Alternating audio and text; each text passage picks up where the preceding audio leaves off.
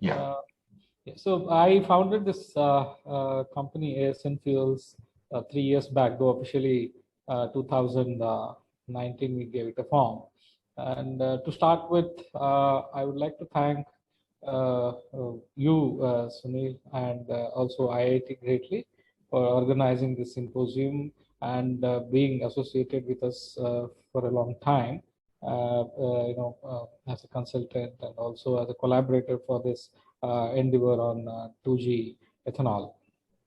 So, and then I would like to thank our chief guest, Mr. Kushal Ji, and respected director of IIT, Mr. Satyanarayan, Dr. Satyanarayan, to having spoken about the initial aspects, the ethanol challenges, the perspectives, the industry intricacies, and a bit of figures and facts. They were able to throw light upon within the given time limit, and that was really a fantastic session. Yeah. Now, coming back to the topic that I have chosen today is about, there are technologies, we have spoken in length from yesterday and even today, and there are many other conferences and seminars which are focused on ethanol have been held quite recently. So most of the seminars and most of these research talks are, of course, oriented towards the technology aspect. And recently, there is a shift towards the biomass availability. Yeah. So now, when we look at this topic of cluster approach, what does this mean, and how it has come about to be in existence, and what does ASN got to do with this? Yeah. So in nutshell, we are proud to be the first among very few startups presently working on agriculture waste to ethanol model with an advancement in technology. I'm really proud to say that. And also we have implemented successfully a pilot plant to a capacity of 10 liters of ethanol per day that envisages around 60 to 70 kgs of raw material biomass of various feedstock like corn cob powder, rices, bagasse, and even recently we are foraying into bamboo. So all these are handled in our pilot plant. It's an action-driven, situation in our plant, if you look at it. And also we are further planning to scale up our pilot plant to 2,000 liter per day mid-scale plant. It is very much necessary for commercialization of this novel technology that we have arrived at. Yeah. Yeah. Now, talking about my journey, how this cluster model came up. This cluster model has been evolved by myself and my co-founder Suman. We have traveled extensively across India last 3 years and visited a couple of this ethanol pilots, and a couple of institutes were doing research. There are many to name. Then while during our course of journey, we have visited a couple of these pockets of this agricultural crops. Like, we have visited a place called Titabar in Jorhat, just near Jorhat. It's like a block, panchayat we call it here in South. So very strangely, we observed that it had got around 300 or 400 sugar mills just clustered around in one block or one panchayat we call it. So then, we spoke to a couple of the mill owners and, trying to look at how this waste from this agri industry, that is the rice mills, how they're handling, where it goes, what happens. Most of it usually supplied to the boilers and, the burning aspect, so that, either it's used for steam generation or even it's used for direct cooking purpose and many other aspects. So then we were just, discussing on why don't we use this type of agricultural biomass right there where it is produced, and it's in such huge quantities. And we could see this cluster pattern across many other industries. Then when we move down to south, there are many sugar mills up in our North Karnataka, Gadag, Hubli, those areas. And then when we moved towards West Godavari in AP, then we found this cluster pattern again repeating with many of these corn seed units. Like they're all clustered like 20 units, 30 units, and all. Again, when we moved to Bhimavaram, the coastal belt, again it's a rich rice growing belt with East Godavari, West Godavari regions. And there again, we came across these clusters of rice mills, and we met a couple of rice mill owners. There are rice bran units because they have evolved how to handle this waste. So there are many other industries that has come up there. The prawn culture is one of the rampant industry that's growing. So we then worked out this model based on our study in a couple of other areas, that usually these industries are in a cluster pattern if you look at it. Yeah. So that way, moving ahead, then we came to an understanding that this agri biomass is so abundantly available, especially in agri industries. Why I'm stressing to agri industries, being 2G oriented, this particular biomass issue has been going on, and now it has become a challenge actually to the emerging 2G ethanol units.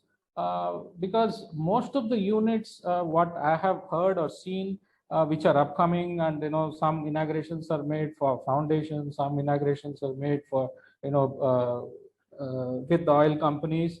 All of them are planned with 1 lakh liters, kind of a bigger scale. So then when you look at where does the biomass come from, most of them are talking about rice straw, most of them are talking about wheat straw, and those kind of concepts. Yes, of course, it's all available in India, but thing is, when it is agriculture oriented rather than agri industry, then it becomes very tricky. Let me give an example. Yeah, if I want rice husk, or if I want corn cob that is produced from corn units, like after taking the seeds out, what we see, the white part, the corn cob. And then when we look at bagasse in the sugar mills, they have an established statistics, how much they produced last year, what was the raw material used, and what was the total waste that was produced, and they have the whole data with them. And next year they have a plan already, because it's an industry, and they've planned it so well because there's a big investment at stake, so they have to run the industry. So they know very well next year, to their planning, how much they can handle, what is the missionaries that they have, what is the capacities, and if there is an expansion plan, and all kind of things.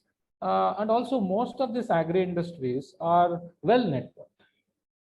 They've got a good logistics network. The roads are there. The organization is more organized. Like if you look at they have a sections like one is accounts or admin or all those things. The marketing department itself will be there in many of these things, and procurement department who goes into the field and do the procurement planning, well advanced in the season. So with this network, that can be used very well to the advantage of 2G. And when we look at same, when it comes to direct agriculture, like we are getting into the field directly, like we want a huge quantity of rice straw. Example now that I was trying to give with the big units that are trying to set up with the rice straw. Rice straw, okay, fine. There are a couple of new startups and few logistic companies have forayed into this agri biomass business very recently, of late. And otherwise, it is directly with the farmer. And in India, it is not really that organized as in Western countries. Number one, and number two is the logistics. The farmer has got a farm. He just walks to his farm. He doesn't need a road. That's how it has come from. I mean, he's lucky that if he has got a road, and because of the topography and the location of his plant, and again how it gets divided, where he buys and all that. And again, when we go and talk to them, okay, fine. If I want so and so quantity, if he has got it, he's very happy to give. He's a happy man.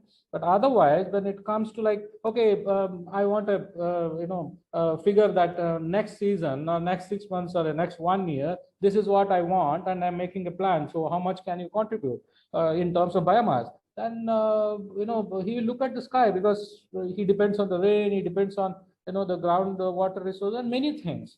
So these are the challenges that are coming into picture when it comes to massive planning of 2G ethanol plants. So that is where this cluster approach, we found it very, very suitable. And in fact, we have presented in a couple of forums, even to our Hindustan Petroleum Corporation Limited.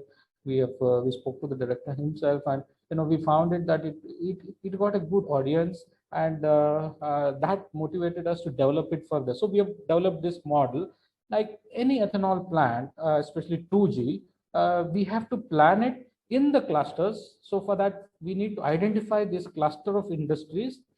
Maybe it's a corn unit, or maybe it's rice mills, or maybe it's sugar mills, and those kind of industries. And of late, bamboo has come into the picture. I mean, we can't call it a agri industry waste or anything, but definitely, again, it is again concentrated very highly in Northeast, and also in a couple of southern states. So we need to identify these and place these 2G units right in the middle of these clusters, so the logistics of getting this raw material comes down drastically. I mean, we can't set it up in somewhere and capacitate at 1 lakh liter and then look at, okay, where is the raw material, where is the biomass? Then going far away distances again will kill the business, because we'll kill the profits. I mean, there's a big hole in the pocket there. Let me give an example. Okay, fine.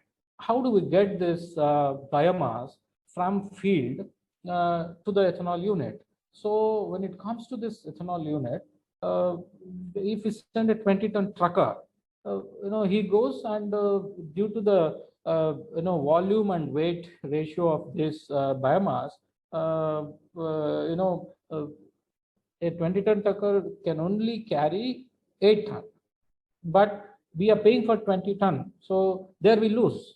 Similarly, when you go farther distances, again, the profitability gets reduced. So first of all, the volume that comes is very low, and then you're paying per kilometer. So all these factors has to be considered. So we have to be very careful in locating these plants right in the middle of these clusters, and have these agri industries take them into your confidence, speak to them, and then make a proper survey, and then decide upon the capacity. We should not, like, decide a capacity, I want to put a 1 lakh liter, and start looking for, what are the things that are available near me, rather than do a survey, and what does this region or that particular zone warrants. Like if it warrants a 25 or 35 KLPD, fine.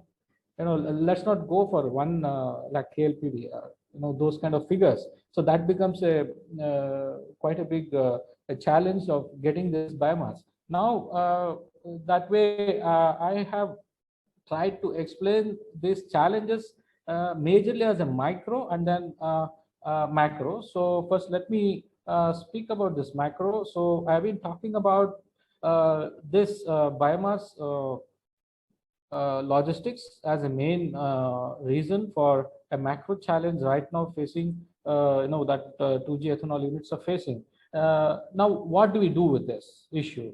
Some solution has to be found.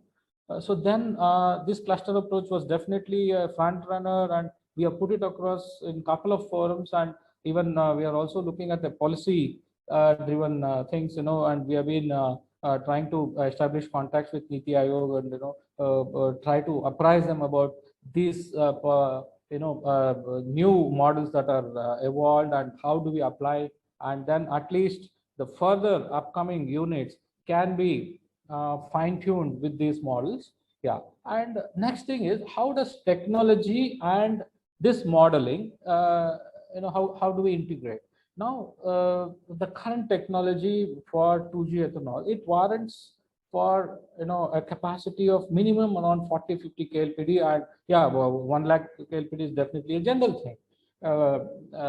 So I mean, I'm talking about 100 KLPD or 1 lakh liters per day. Sorry. So when it comes to it, this technology, as far as TMR, my colleagues have explained in the first half of today's session, tube manifold reactor. So with the backup of that technology, it is so agile and so dynamic that we can break down this plant from 50 KLPD or 100 KLPD down to basic 20 or 35 KLPD. So that gives us the flexibility of putting these plants as per the capacity of the biomass that's available, and specifically we are targeting the agri industry. So this is what is a great advancement that has happened, and this is we are hardly pushing it as a policy. This thing that any ethanol unit to be planned or located has to have certain backup model studies, the field service, and the agri industry service has to be done and then taken up. Otherwise, wrong steps, then it suffers such a huge investment, and it's a very capital intensive thing, as you all know. So having said that, now let's look at the other aspect of, now we have spoken about the capacities, the model, and the strategy and the location. Now looking at OPEX, what is the operational cost? And at the moment we are selling at around 50 to 65 different grades of fuel ethanol. Actually, it's so irony that the same ethanol, fuel ethanol, is sold at 50 rupees to the government or the oil companies, or 65 rupees. The product is same. This is very strange that this is not seen in any other industry, because here the price is determined by the source of this bioethanol that is produced. One is usually now at the moment the conventional production methods, or the sugar industries are the major contributors to this. And then they have this molasses C, molasses B, and even recently the huge ethanol has been produced by direct sugar also, and sugarcane juice.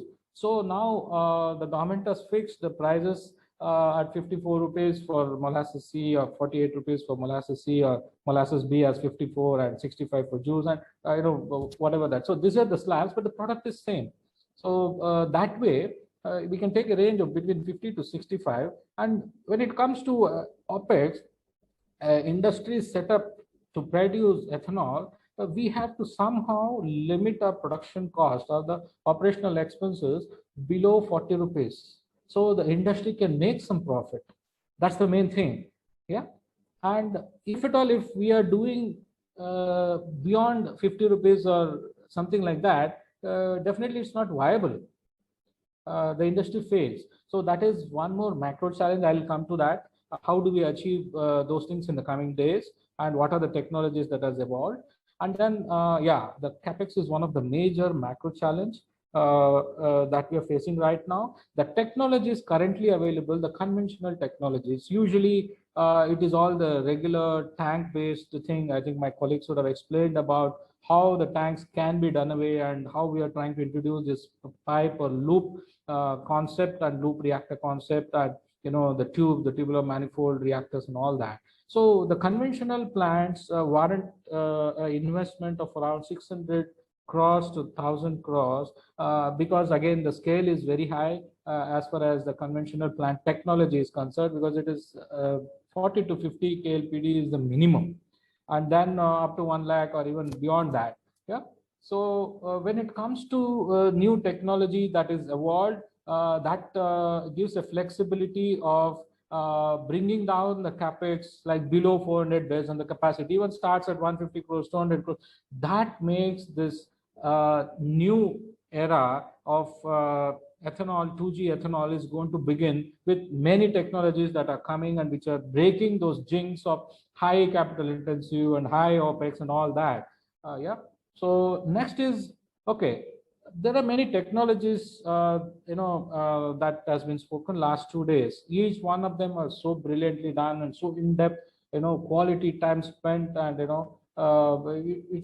was great to see those presentations. Now, how intricate, how complex are these technologies, and what is the timeline to scale up? How the industry can adapt this? How ethanol plant can be built upon these technologies? So this complexity, the timelines, and the novelty decides whether it is doable, or whether it is doable at some other time, or doable in a very long time, or doable in a time that is really expected, so that the industry can emerge and come out with a a commercial operational plant in India, a 2G commercial operational plant.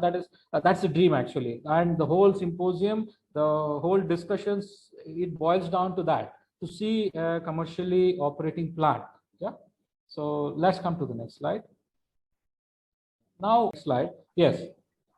Now, how does this conventional strategy look like? I was talking about the conventional tank-based, technology for 2G, and I'm not talking about the technology at the moment. I'm only talking about the strategy. What happens before a plant is set up. There's a planning. Okay, they locate it at a particular place, and they do a capacity fixation that okay, we will do a 1 lakh liter capacity, and those kind of planning. So for 1 lakh liter per day production of ethanol, usually it is done at around 10% or 12% at the moment is the conventional yield that is happening. I'm talking about the dry basis to ethanol yield with the 2G concept. Yeah, so that warrants for around the 700 plus tons per day of biomass required into one place. So where does it come from?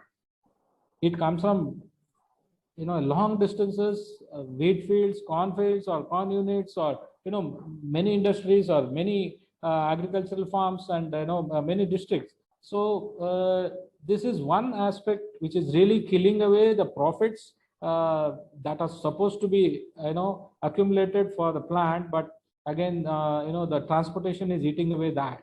Okay, now what are all the intricacies, the process and logistics intricacies? Okay, one is material handling. If I'm handling 100 tons and if I'm handling 800 tons, definitely there's a material handling issue there. And what's the per ton cost?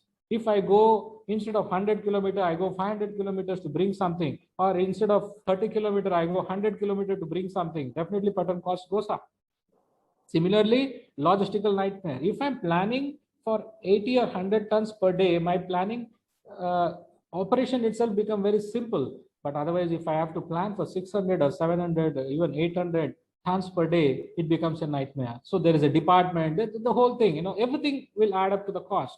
Now, when it comes to the material property, yeah, if I'm getting 80, 100 tons per day and putting it in a place and my plant is processing it, the material I can expect to remain the same. But if I'm doing with 700, 800 or 1000 tons per day, keeping it in a place, transporting, and before transporting, it doesn't come in one scoop or one bag.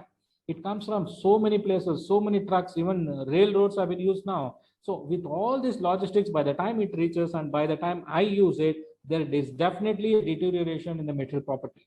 So all these things again contribute. Yeah, next comes the complexity in scheduling the process operation. Now, my plant, my machines handle 100 tons per day. There is a particular scheduling that I do, milling first, and then I do pre-treatment, and those kind of plannings can be scheduled in a simplistic way. When the same plant is handling 800 tons or 1000 tons of biomass, the planning totally goes heavy, and it's not an easy thing. And this has to happen every day. I'm not talking about annually or quarterly or biannually. So I'm talking about every day. Somebody has to go through this. A plant has to go through this. The plant manager has to go through this. The logistics operation manager has to go through this. It's a nightmare for them. Yeah. And then, yeah, when it comes to troubleshooting, industry always has troubles. No industry is perfect. Yeah. And when the trouble arrives, you are well equipped. It is if it is a simple and straightforward and in a manageable way. If it is huge, it is humongous, already you are facing, your team is under stress, then every trouble becomes magnanimous. So troubleshooting itself will become a big barrier to the team. So for the industry to operate profitably, smoothly, the solution is in front of you. This is how, if I simplify with this cluster based model, this is how it's going to look like. We have to simplify for this industry to thrive, for this industry to be successful. That's the need of the day. And these are all pushed on the policy level with the required ministries and the Niti Aayog as well, because it has to come from a top-down approach. Many things are discussed, and definitely you're going to see the fruits of those efforts. There's a great team behind it, and we are going to do that. Yeah. Now, when you look at this evolving strategy, the plant cluster approach right in the vicinity of the feedstock like rice mills, timber units, corn feed or corn seed units, I am looking at only 80 tons of corn cob or 80 tons of rice husk or those kind of figures I'm talking about. I'm not talking about 800. So please have a look at the figure twice. It's only 80 or 100 tons. So, and the capacity of the plants when we do a cluster-based approach, you can limit it between 20, 25, 30. Definitely you can do 50. There's no, but if at all the situation warrants, if at all the availability of the biomass is there, so that's very important. So, but to look at the minimalistic scale, so that the entire scenario is simplified, we look at around 20, 25 or 35 KLPD plants. So at a yield of 15% definitely is already spoken about, and we are already inching towards 20% because we are looking at C5 fermentation and all those things. I think we all know what is that, C6 and C5. Till now we are all spoken about C6, and slowly C5 is getting into the grind. Yeah. So now we have this cluster 1, unit 3, unit 2, unit 4. So all these are like located inside in the midst of these clusters. Like, okay, I have around 100 or 200 rice mills. Okay, we can definitely plan a ethanol unit there if we have a proper proper rate contract supplies for this rices and those kind of things. Similarly, bagasse, yes, every sugar mill has got excess bagasse, if at all, if they have not planned for that electricity production, because there was one time when per unit of electricity was sold or exported to the grid at around 13 rupees, 14, 15, even 16 rupees per unit, and now it has come down to 2 rupees, below 2 or even 2.5. So producing electricity is no more a charm, no more a trend. It's not happening. So those bagasse can definitely be discussed, brought into a rate contract, and ethanol units can operate based on those excess bagasse. Now, when it comes to corn cob, there are many units. Basically, a corn seed unit, after taking out the good quality seeds, so the corn cob with smaller seeds which are deformed, and in the edge of the total the corn, if you look at both, the edge are kind of tapered. So there we get bit of kind of deformed and smaller size corn. So these corn seed units go for the mid part of it, wherein the size of the seeds are good. So they take that, and the rest of the corn cob along with the smaller and deformed corn seeds are just discarded.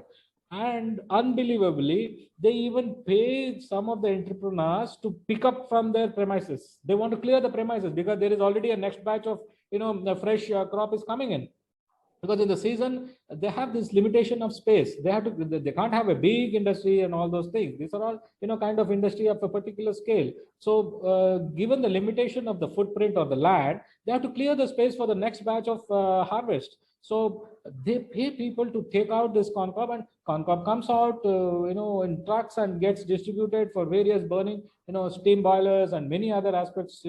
So we can definitely try to put a 2G ethanol plant right in the middle of these clusters, where we can talk to these corn seed units. All of these are industries. There are businessmen. There are high investments at stake. If somebody takes an interest of establishing this industry, goes and talk to them, definitely there is a high possibility of having the rate contracts, viable rate contracts with these people for supply of biomass.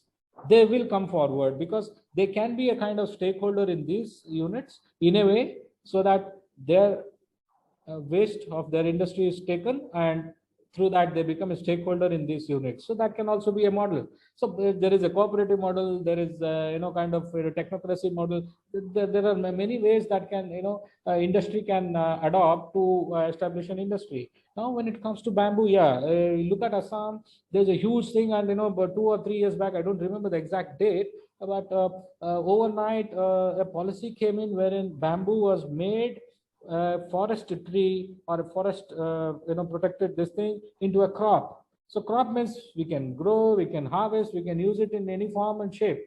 But when it comes to a forest, we have certain limitations. Yeah. So it was made a crop. So that way the abundant the bamboo availability in Northeast can definitely be thought of. And in fact, we have also forayed into this research. So what is the yield of bamboo into ethanol, and those things have been already probed in, and we have made some progress. And there are some technology from abroad that have been tried in Assam with NRL, that is Numaligarh Refinery Limited, with some joint venture and all that. They have invested around 3,000 crores with 50-50 sharing and all that. So that technology at the moment is being pursued. So we are trying to come out with our own technology so that we give an alternate Indian make in India concept technology for this bamboo biomass, such an abundant biomass. It's a natural resource of India. So I mean to say that when the technology comes from abroad, the profit goes abroad. So why? Because the technology is coming from there, and it's a resource of our soil. So let the profit remain here is only the intention that we are working behind. Yeah. Let's go to the next slide. Yeah. Now, in nutshell, if we look at what's the way forward with all this background that I've explained, hope I'm not running out of time. Yeah. Okay. So I have a couple of very important slides ahead for you. Yeah, we look at the conventional methods. It is these plants. There is no commercially viable plant in India so far, and as far as my knowledge goes, in the world. If at all, if any contradictions, definitely you can mail me back. And then the capex 500 to 1,000 crores, which I've explained. I'm just trying to wrap up the whole thing. And the production cost 70 to 70 rupees, 120 rupees. I mean, 120 was the one which started about 10 years back. Now I think the technology advancement in the conventional method, it has come down to 70 or plus or minus. Okay, and then I cannot call it inefficient. I can call it the conversion ratios are less or low, depending owing to the technology advancement. Then high environmental hazardous effluents, as I explained to you already. Then logistically unplanned massive capacity plants, 50 to 100 KLPD. Yes, that is again creating a lot of complexity in biomass supply chain and unavailability of such massive feedstock. Yeah, which I explained all the while. Then logistically uneconomical. That makes the feedstock totally uneconomical, and then huge disturbance in the supply chain. Like if at all, if I make a 100 KLPD plant and start buying all the biomass, then again definitely the cattle feed is affected. So again the something else is affected. So those kind of things will start. So if at all I have a plant planned for the capacity of the biomass that is available there, so we don't disturb the supply chain, because it's very important. We are agriculture based country. There's livestock depending on all these things, so we got to plan it very carefully. Yeah, so that's what was the meaning that I was trying to say. So when it comes to this cluster approach, yes, definitely it helps in locating the plants, strategically located this thing in the feedstock production zone itself. So let us focus on the agri industry. They have a waste which they have to handle it, and this industry is the answer for those things. Yeah. And then the agility of these new technologies that have evolved gives us the flexibility of reducing the capacity to 20 KLPD, 50 KLPD. So that really simplifies the whole situation there. And capex, definitely we are bringing it down below 400 crores based on the capacity. And then my opex is around 28 is the target that is been already hit upon. And the production cost of around 40 liters 40 rupees per liter of ethanol. And there's a new concept that has emerged. It is a zero liquid discharge plant, optimized plants. So that means whatever the waste that is generated out, either we convert into some usable form, or value addition of this, or recycling has been done, or recovery of that has been done. So in a way, optimize the plant to a zero liquid discharge. There's no liquid that is discharged out of the plant. Even if a small percentage of effluent is produced, it has to be handled inside the plant premises itself. But when the quantum reduces, everything is possible. If quantum is very huge, then it becomes a disaster. Then again, this continuous process has definitely pushed these new technologies, because as I was explaining about the filling and draining out the tank, so this apparatus or the components or machineries downtime is definitely reduced. So, and then the reaction time is very low. That is the new technology gift to us now. Yeah. So if you look at, okay, these are all the slides that our colleagues and even other learned men were explaining from last 2 days, that we started production of 2G from a sequential batch method, fed batch, and also continuous methods, but in the tank concept only. And then also it got graduated to a simultaneous saccharification and fermentation. Here you can see this is the saccharification tank, wherein the biomass and slurry is this thing, fed, and the enzyme is put in, and then you convert into glucose, and then it is a fermentation tank, and then it goes to distillation. Now they combined these two tanks and then called it as SSF. Of course, it was quite brilliant, but again, these are all the tank-based concepts. Yeah. So when you look at the cost per liter cost of ethanol produced under all these technologies were, let's go back to 10 or 12 years, it was 120 rupees per liter of ethanol.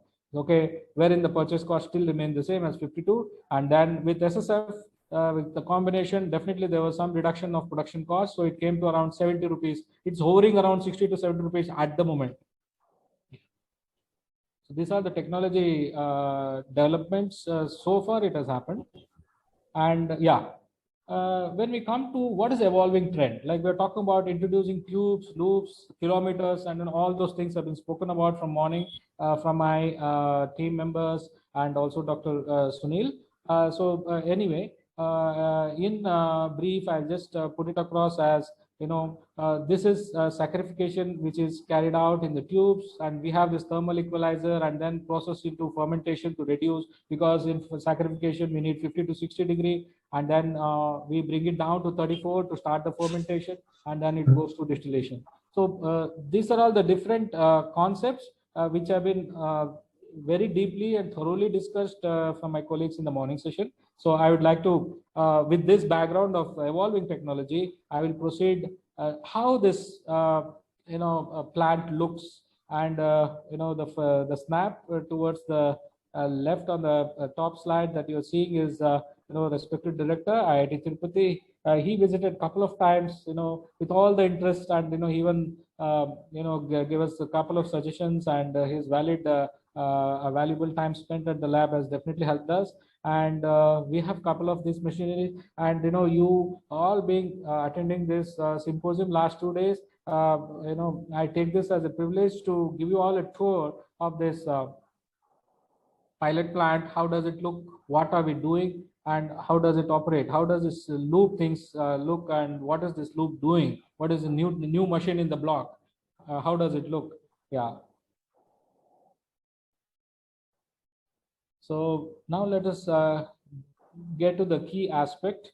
End of the day, all the technology, all said and done, okay, fine, the cost, the novelty, or it is a genetic, or it is at the enzymatic level, or it is at the chemical perspective, all said and done, it boils down to one aspect: how does the industry take it, how it can be adapted to an industry, how it can be scaled up, and all those things. Let's come one by one. The key factors of technology adaptation to the industry. The first one will be the budget. What is the budget? Yeah, we do experiments in the lab, in the flask, and then maybe we'll try to do a pilot like ours, a bit of scale up and all those things. Now, when it comes to the budget, what is the budget of this technology? When you really scale up to a commercially viable plant of, take this, our tube reactors, looking at around 20,000 or 30,000 liters per day. What's the budget? If it is 1,000 crore, then that becomes a, kind of a dampener. Like, any investor will look at it, and, intensive capital industries are a niche, this thing which not everybody can pursue. So there the level playing field itself changes, like oil companies, the GAIL, ONGC, the whole ball game changes. But when we bring it down to 100 crores, 200 crores, 300 crores, yes, in India today, our business community, the enterprises have definitely grown up to an extent that they can respond to this business proposition. Now, when it comes to feedback, yeah, this is again one more. Sorry, the feedstock. Yeah. So when you make this technology adaptable to couple of feedstock, like we're talking about rice straw. Okay, why don't we make it compatible with the corn cob? Because there are a lot of corn cob producing industry here with the corn seed units. And why don't we make it compatible with the bagasse? Bagasse is, there are many sugar factories that's available.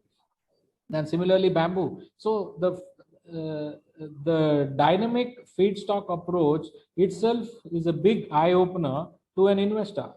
Yeah. Then the next question comes, the technology complexity. How complex is this technology that is the world? Okay, fine. Out of all the technology last 2 days that we have discussed, okay, maybe certain technologies will make it up to a level of industry adaptation. But okay, which comes up to that level, how complex it is. How is it to pursue for any engineer or any biotechnologist or any businessman or a technocrat? How complex is it for him to pursue it and take it further? So that also matters. And is it doable in a country like ours? All those things has to be thought of. Then the next question is process scale up engineering matrix and novelty. Yeah, this is a very key factor. Now for any industry to set up, like, in the background, I put up this steel and all those things, and a typical ethanol unit. Okay, somebody has to fabricate this. Some engineering company has to come and somebody has to provide this, fabrication drawings, a detailed drawing to arrive at these things. Now, this technology complexity has to be brought down into paper, into drawings, into a workable drawing, so that the fabricator can fabricate. If that itself is a big challenge, then achieving the industry that you're seeing in the photo becomes quite harder. So the technology has to be simplified. The technology has to be made doable. The engineering company who is going to fabricate the machine has to be given some leverage so that they understand, and both of them can coordinate and make it more simpler, so that they can erect this industry, they can commission these industries, fabricate, come and fit it. So the challenges has to be made more simpler. And the next main important thing is the novelty. Yes, if at all he has already done it, and only thing is the work which an engineering company, a fabricator has done for somebody else, and of course maybe this technology, I'm talking about new 2G technology, also takes the same thing, that is fine. Already has done it somewhere else for some other industries, putting the same, so we get an advantage. But sometimes there are novelties, like it is nowhere done. When we go and talk with these engineering companies, they wouldn't have heard about it. What does he do? So there are so many new things that come into place. So there, if at all we present a simple technology as a novelty, it becomes very easy for these engineering companies to fabricate. End of the day, I'm talking about making it simpler, easier for these engineering companies, so that they can achieve this fabrication at a given cost. The more the complexity, the more the novelty, the more the magnanimous challenges that they face, the cost will go up. In engineering, I mean, as far as I have seen the engineers that I have met, nothing is impossible. They will make it possible. If not in India, they'll get it imported from somewhere else, they'll put it. But end of the day, where the cost goes. So we have to make it simpler for these people to fabricate. Yeah. Next, the question is, what is the time frame? Again, the complexity and the novelty will decide the time frame. The more simpler we make, the lesser the time frame, and we are running out of time. We have been consuming fossil fuel, and we have been depending on many Gulf countries for oil. How many more days we are going to ask for oil with them? Of course, we are paying, but the question is, only they have. So the dependency, when we are going to get that freedom, when we are going to be out of that geopolitical clutch. If at all we have to have some say in a geopolitical scenario, we got to be self-reliant. So this time frame is a very key factor, that as fast as our technologies give us a solution to 2G, we are out of that clutch and we are self-reliant. That's very important for us. Then land and infrastructure. What is the infrastructure that is required for this technology? So the complexity will define it. So we have to make it less complex. Now the statutory compliance, the local government policies, definitely recently government has been very lenient on our ethanol this thing, and lot of relaxations have been made, but at the moment, at the same time, keeping in mind the environmental impact. Yeah. So definitely government is trying to push ahead many projects, at the same time safeguarding the environment. Now it comes to the interstate logistics restriction. Yeah. Thank you for giving this opportunity.